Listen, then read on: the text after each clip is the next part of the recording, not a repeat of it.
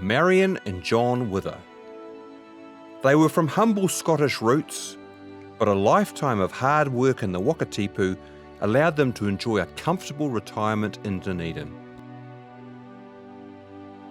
John Wither was born at a work farm here in Wigtonshire near Stonykirk in 1840. Now, his father was obviously a prosperous tenant farmer, but he was the second son of a large family, which limited his prospects somewhat, so he trained as a watchmaker in Glasgow. His health suffered in the city environment, however, and like many young Scots living in big cities but from rural backgrounds, he fancied the idea of a return to a life on the land. In 1863, he set out for Otago to achieve this goal, sailing with a cousin on the Helens Lee.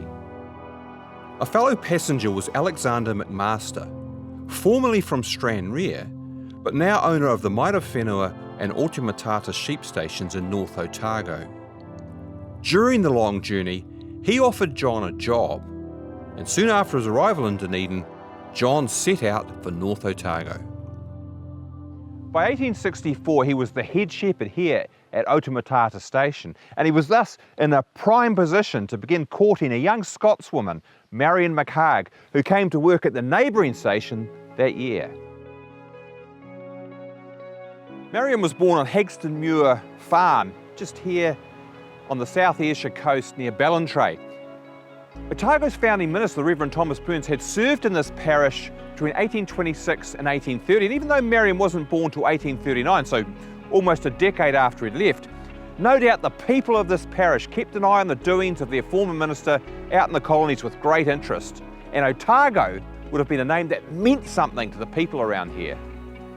Marion came to New Zealand on the White Star Line's brand new ship, the Oldcoats, in 1864. On arrival, she might have called on Reverend and Mrs. Burns bearing a letter of introduction from Ballantrae. Her parents would certainly have known them. This was common practice for immigrants who had such links with prominent colonists. The next reference we have to Marion is in John Wither's diary, when he records her arrival here at Rugged Ridges Station, where she got a job looking after the owner's children. Preparing for their marriage, John undertook a great expedition into Central Otago, spying out land for sheep in the Wakatipu basin. He leased land at Moonlight Creek just behind Queenstown and established a basic camp there. Having, as he said in his diary, made a double bed across the tent, he then returned to Otamatata to marry his bride. Immediately after the wedding, that very day, they set off for Queenstown, travelling cross-country by dray and driving a mob of sheep before them. The journey took 3 weeks, an epic honeymoon adventure crossing the wilds of inland Otago. When they arrived, they found the Wakatipu basin covered in deep snow. They spent the first 3 months living in a tent. Real pioneering stuff. The Withers started small, gradually developing their plant and building up their flock. They worked hard together, planting and harvesting crops. John looked after the stock, made their house and made their furniture. Marion made candles and kept the home fires burning. Occasionally, they would climb the mountains just to take in the magnificent views. There were hard times. Their first baby was born prematurely and died, and Marion took a long time to recover. When she did, they mined the creek below their house together for gold, high up in the hills behind modern Queenstown. The additional income was a great supplement to the money they earned from selling their wool or the meat they sold to miners.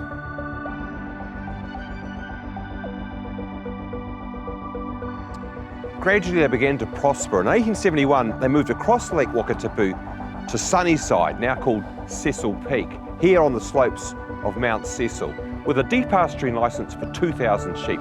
They would remain here for 36 years, toiling away and breaking in the land. Marion bore 3 daughters and 2 sons who survived infancy, and by 1881 the Withers were able to employ a teacher to live on the station and educate their growing children. Their substantial flock also needed many paid staff, especially during the busy summer months of mustering and shearing. Together, the Withers family and their staff formed a lively little community here amidst the splendid isolation of the Wakatipu basin. The Withers left Sunnyside in 1903. After years of hard work and persistence, they could now afford to retire to Anderson's Bay in Dunedin, where they lived out the rest of their lives in comfort. They worshipped here at the Anderson's Bay Presbyterian Church and contributed the considerable sum of £800 towards its construction in 1914. After hard toil over many years, enduring the hardships and challenges of sheep farming in the high country of Central Otago, theirs was a retirement of well-earned ease and relief. It was a world away from the stone cottages of their childhoods back in Scotland, or from the smoky streets of Glasgow of John's early manhood, or indeed the rugged pioneering of the beginning of their married life in Central Otago. Marion died in Anderson's Bay in 1913, aged 74, and John in 1920, aged 80.